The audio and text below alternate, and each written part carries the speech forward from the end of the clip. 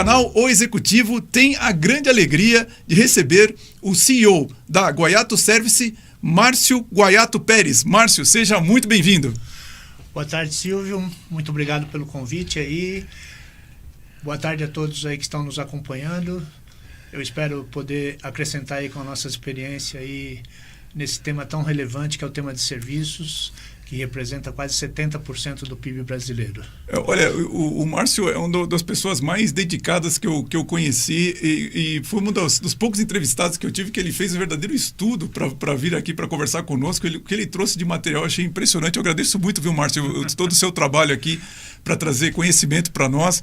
E sabe que eu tenho uma preocupação muito grande. Antes de mais nada, já faço o convite para você dar um like aqui na nossa live, para você compartilhar, deixar seu comentário. Se você quiser fazer alguma pergunta para o Márcio, coloque aí no comentário. Pode ser tanto no Instagram ou no YouTube e eu passo para o Márcio aqui. Vocês vão ver que o Márcio tem uma experiência muito, muito grande. E eu dizia, Márcio, que eu tenho uma preocupação muito grande de fazer com que as novas gerações entendam o histórico da área onde elas estão, porque às vezes eu falo que as pessoas mais novas parece que sofrem da síndrome de Adão, né? O mundo começou com eles. Então, assim, eu vi que você começou a sua carreira na Polimax e eu queria entender um pouco como que foi o seu início de carreira. Não, você falou para mim agora há pouco que não foi bem na Polimax, você teve uma empresa antes, né, da Polimax? Na área técnica, sim. Sim.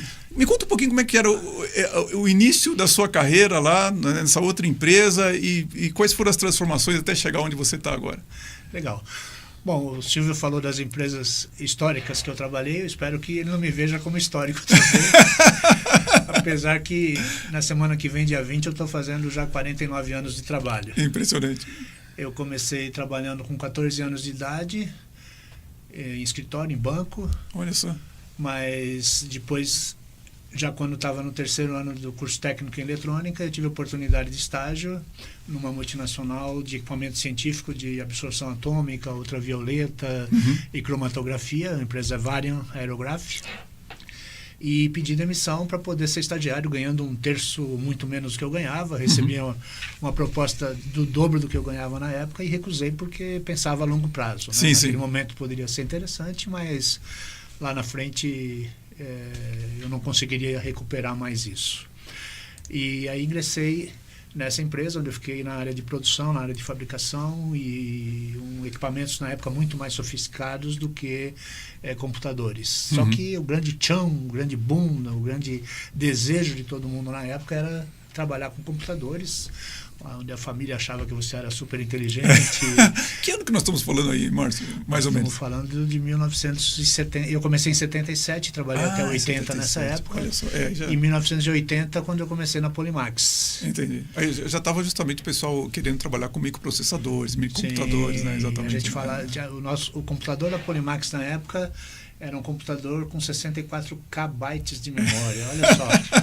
E se fazia venda exclusivamente para o mercado corporativo. Sim, 100% sim. Das vendas era corporativo, porque não se tinha ainda venda para pessoa física. O mercado doméstico não se utilizava computador, como hoje é tão comum, e o celular é um computador na nossa mão.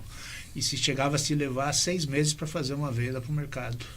6 meses? Naquela época também era muito comum, que hoje não existe mais, todo cliente comprava o equipamento e tinha um contrato de manutenção, porque a necessidade de adequação aos softwares, atualizações, não só defeitos, como não só computadores, mas o setor industrial, carros, tudo, naquela época era muito comum, do que hoje é muito difícil de comprar um produto que dê defeito.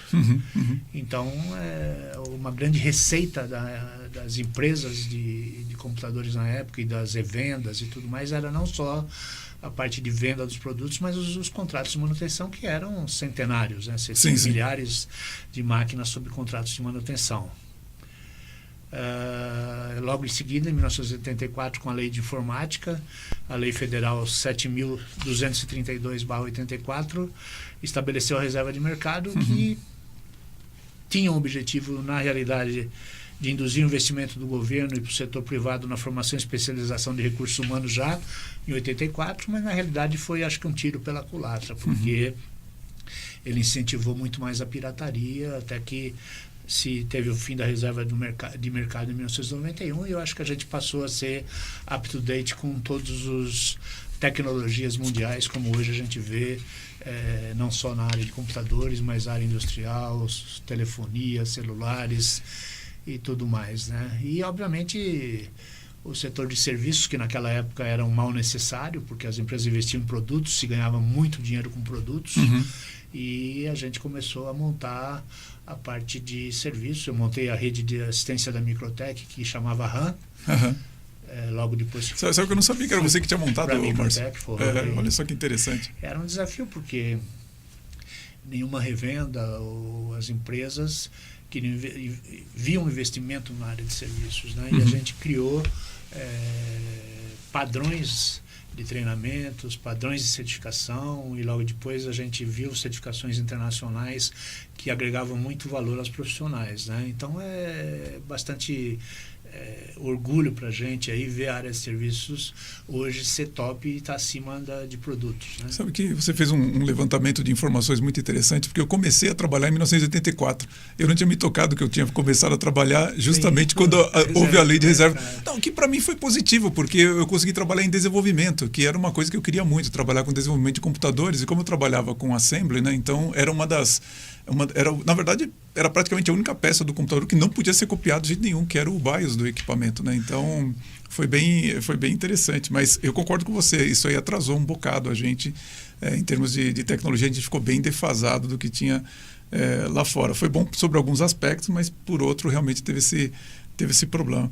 E você fez essa, de certo modo, não foi bem uma migração, mas você acabou indo na área de TI, focando a área de serviços. Foi isso que aconteceu?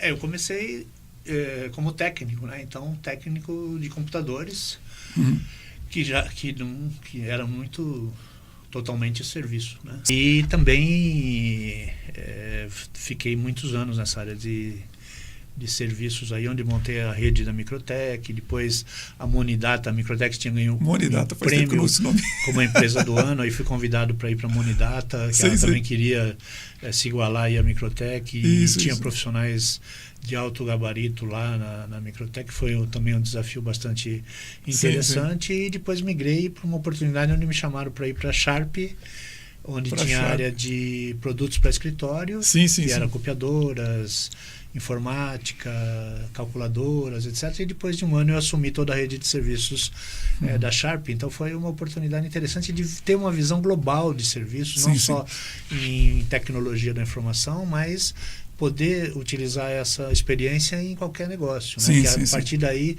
abriu a minha mente para poder ter uma visão de mercado muito mais ampla, para poder atuar em todos os mercados de serviços. Olha, muito interessante, principalmente quando você falou a questão de você treinar e dar o certificado para as revendas, porque era uma coisa totalmente nova, realmente, isso daí, principalmente na área de microcomputadores, uma coisa que não existia, né?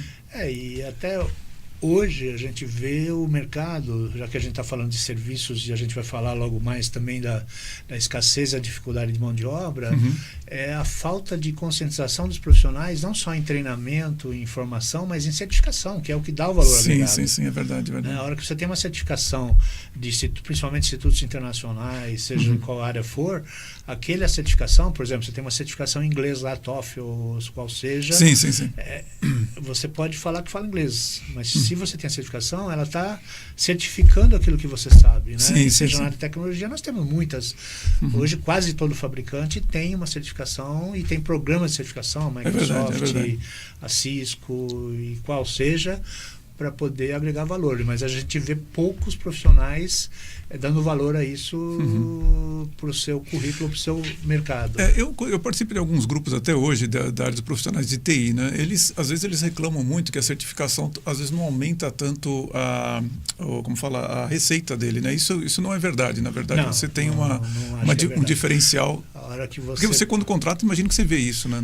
Ela tem muito valor. A gente que faz hoje, o nosso principal trabalho na Quaiado Service é o hunting e alocação de profissionais.